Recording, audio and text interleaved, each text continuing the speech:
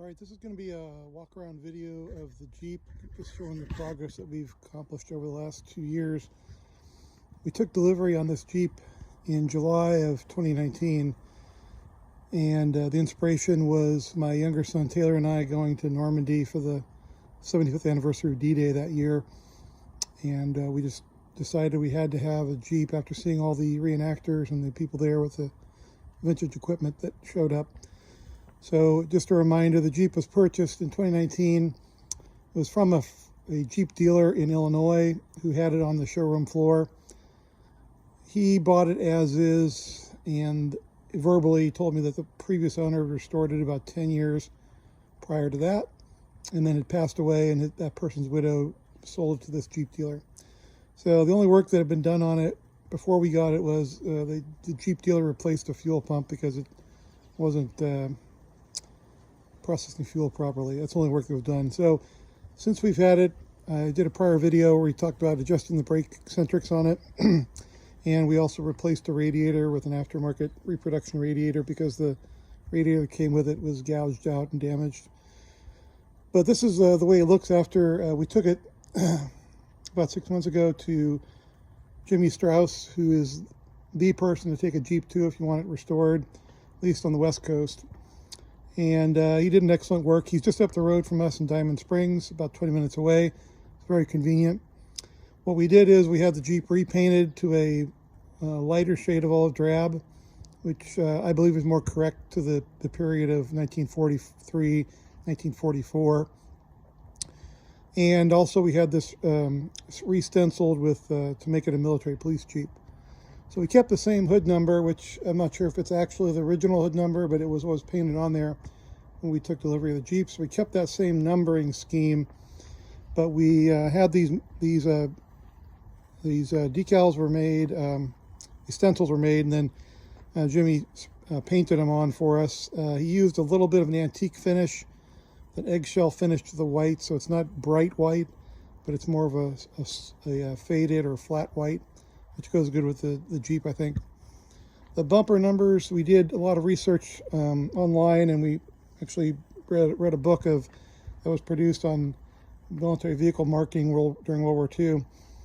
To get these right, we wanted to make this a Jeep that would have been in the 4th Infantry Division in their military police platoon during D-Day. That's the goal of what we were doing. So the 4X stands for the 4th Infantry Division, X meaning the headquarters, which is where the military police platoon was attached to.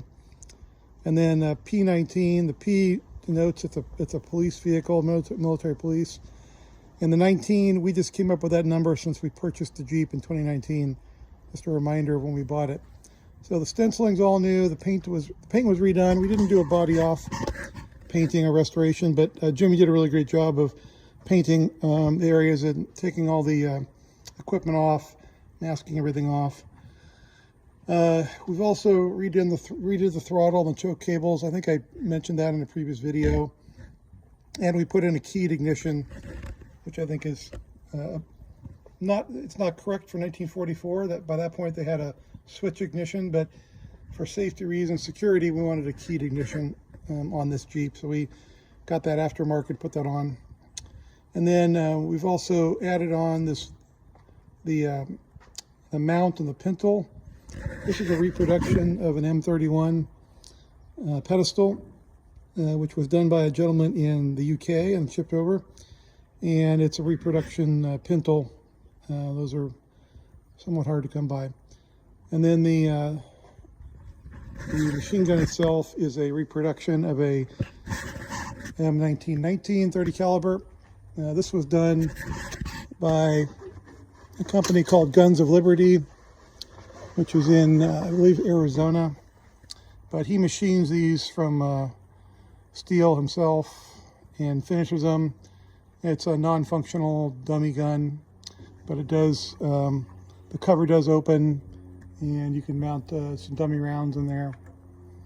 And it's got a nice wood handle that he put on there. So that was added. And then, of course, we got some gear in the back that we purchased online over the last 2 years. These are period-correct walkie-talkies and a helmet that's from World War II. which we hopefully will be stenciling as a military police helmet in the near future.